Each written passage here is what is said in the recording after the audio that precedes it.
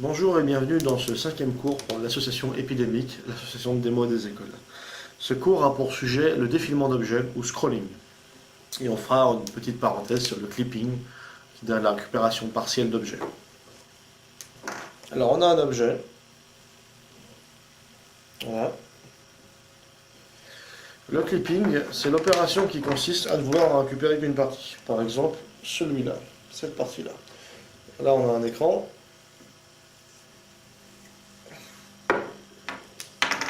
Et je récupère seulement la partie concernée, hop, et voilà. Donc j'ai juste cette petite partie de l'image qui a été posée à un endroit que j'ai désiré. Ça c'est le clipping. Clipping, parce qu'on récupère un clip, c'est-à-dire une sous-partie de l'image, un élément. Le clipping va nous être utile pour construire une animation de scrolling. Alors le scrolling c'est quoi? Le scrolling c'est un objet qui va de droite à gauche, de haut en bas, de gauche à droite, de bas en haut, en diagonale, ou ce que vous voulez, et qui, quand il est parti, revient. Un peu comme les étoiles au début, sauf que les étoiles, c'était des éléments tout petits.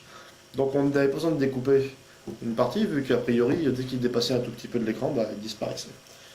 Là, on a un écran. Donc imaginons que nous ayons un objet dans l'écran, là par exemple, et que on veuille le faire dépasser, comme ici par exemple. Hop, et qu'on souhaiterait qu'il revienne de l'autre côté comme ça. Eh bien, ça présente un problème. On pourrait se dire bien sûr qu'il y a un élément qui dépasse là, donc là aussi.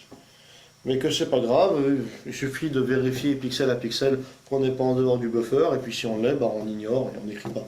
Du coup, on aura un scrolling, il suffirait de mettre l'objet 2 fois. Mais ça imprime. Il y a un problème, ça implique un problème, qui est la performance. Là, si vous faites ça comme ça, vous allez faire un test en plus pour chaque objet, et donc vous allez faire fondre vos performances, parce que systématiquement, à chaque fois que vous posez un pixel, il y aura ce test. Comme vous pouvez poser 800 par 600 pixels sur une image en 800 par 600, ça vous fait beaucoup d'opérations inutiles en plus. Donc l'idée, c'est de vérifier les bornes, c'est-à-dire vérifier que chaque côté, là ici, ce côté-là est bien avant l'extérieur, que ce côté-là, le côté gauche est bien après, que le côté supérieur est bien après, que le côté inférieur est bien avant. Et dans le cas contraire, à la place d'avoir comme largeur votre, donc à la place de prendre la largeur de votre objet, il vous suffit de prendre la largeur maximale de votre écran. Donc vous faites un ratio avec les coordonnées de l'objet. Donc par exemple là je suis à x0. Eh bien on peut imaginer la largeur moins x0. Alors ça me donne le morceau à afficher. Donc si je fais la largeur de l'objet moins x0, on obtient la limite en x de dessin de mon objet. Donc ce qui peut être intéressant pour vous, c'est de dessiner, de coder une fonction qui fait par exemple cette clip.